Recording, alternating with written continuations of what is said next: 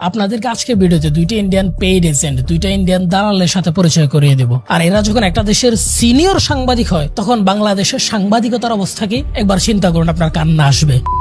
গত 16 বছরে তোরা এই দেশ থেকে $234 বিলিয়ন পাচার করছস। পাচার করার জন্য তোর কাছে $234 বিলিয়ন আছে, আর মাত্র $2 বিলিয়ন ফাইটার জেট কিনলে এই দেশে দুর্ভিক্ষ অবনটন শুরু হয়ে যায় তোর কাছে। এই দেশ থেকে টাকা পাচার করে নিয়ে গিয়ে তোকে ভূমিমন্ত্রী যুক্তরাজ্য লন্ডনের মতো জায়গায় 360টা লাক্সারি বাড়ি কিনছে, সেটার জন্য টাকা আছে, ফাইটার জেট কেনার মতো টাকা নাই। বাংলাদেশ থেকে টাকা পাচার করে নিয়ে গিয়ে সামিট গ্রুপের আজি সিঙ্গাপুরের মতো দেশে, আবার বলছি সিঙ্গাপুরের মতো দেশে শীর্ষ 50 জনের মধ্যে একজন হয়ে গেছে, সেটার জন্য টাকা আছে, ফাইটার জেটের জন্য টাকা নাই। এসালম গত 15 বছরে বাংলাদেশ থেকে 2.2 লাখ কোটি টাকা পাচার করছে। 2.2 লাখ কোটি টাকা কয়টা শূন্য লাগে তোরা লিখতে গেলে তুই লিখতে পারবি না। 2.2 লাখ কোটি টাকা পাচার করে নিয়ে যাওয়ার জন্য টাকা আছে, আর $2 বিলিয়ন ফাইটার জেট কিনতে গেলে তোর অভাব অনটন দুর্ভিক্ষ শুরু হয়েছে ইন্ডিয়ান।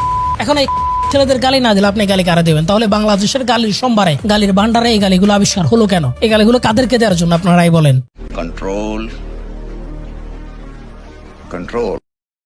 আসসালামু আলাইকুম। একটা ভিডিও ক্লিপ দেখে মেজাজ প্রচন্ড গরম হয়ে গেছে, তাই আজকে ভিডিওতে গালাগালি করতে পারি, তবে সর্বোচ্চটুকু চেষ্টা করবো গালাগালি না করে ভিডিও করার জন্য। তারপরও যদি গালাগালি চলে আসে তাহলে কিছু করার নাই। আপনাদেরকে আজকে ভিডিওতে দুইটা ইন্ডিয়ান পেইড এজেন্ট দুইটা ইন্ডিয়ান দালালের সাথে পরিচয় করিয়ে দেব। তার মধ্যে একজন হচ্ছে এই কথিত সিনিয়র সাংবাদিক মাহবুব কামাল। এই যে চায়না উনি গেলেন না, এইটা কি কারণে গেলেন আমার কিন্তু মাথায় ঢুকতেছে না। আমি তো এই কথিত সিনিয়র সাংবাদিকরা জাস্ট দালাল বলতেছি। আমার জায়গায় পিনাকি ভট্টাচার্য হলে তারা তার ঐতিহাসিক সিল মেরে দিত। এইটা সাহেব অনেকদিন সিল মারি নাই, এরা দেন না, জাউরা সিল মেরে দেন, দেন আরো একখান মারেন। এবং কেন সিল মেরে দিত সেটা এই ভিডিওটা দেখলে বুঝতে পারবেন। পাগলামি তো দেখতেছি আমরা, যেমন ধরেন যে কথা মাঝখানে শুনলাম যে চায়না থেকে কিনবে কি বিমান, যুদ্ধ কার সাথে যুদ্ধ করবো আমরা, কোন এনিমির সাথে যুদ্ধ করবো, এবং আমাদের ইকোনমি যুদ্ধ এফোর্ড করতে পারে? যুদ্ধ তো শুধু প্রাণহানি করে না, it causes damage of wealth also. আমাদের ইকোনমি তো পারমিট করে না যুদ্ধ করা। আমরা যে বিমান যে কিনবো, মানে এটা থেমে গেছে, যদিও কারোবার বোধহয় সুবুদ্ধি খেয়েছে যে কারণে এটা থেমে গেছে, কারোবার বোধহয় সুবুদ্ধি খেয়েছে যে কারণে এটা থেমে গেছে। কার সাথে যুদ্ধ করবো আমরা? ইন্ডিয়ার সাথে, চায়নার সাথে, আমাদের প্রতিবেশী কার, মায়ানমারের সাথে। এবং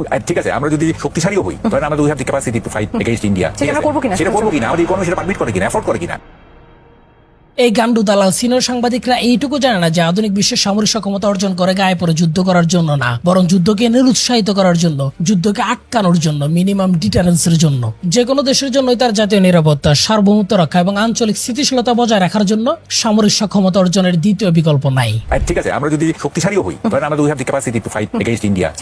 সেটা করবো কিনা, আমাদের ইকোনমি সেটা পারমিট করে কিনা, এফোর্ড করে কিনা। না, আমরা যুদ্ধ করব না। আমাদের ইকোনমি যুদ্ধ এফোর্ড করে কিনা সে বিষয়ে পরে আসছি, তবে আমরা সামরিক সক্ষমতা অর্জন করব কোনো দেশের সাথে গায়ে পড়ে যুদ্ধ করার জন্য না। আমরা সামরিক সক্ষমতা অর্জন করব কোন প্রতিবেশী রাষ্ট্রের আগ্রাসন ঠেকিয়ে দেওয়ার জন্য, প্রতিবেশী রাষ্ট্রের আগ্রাসন থেকে মুক্ত থাকার জন্য।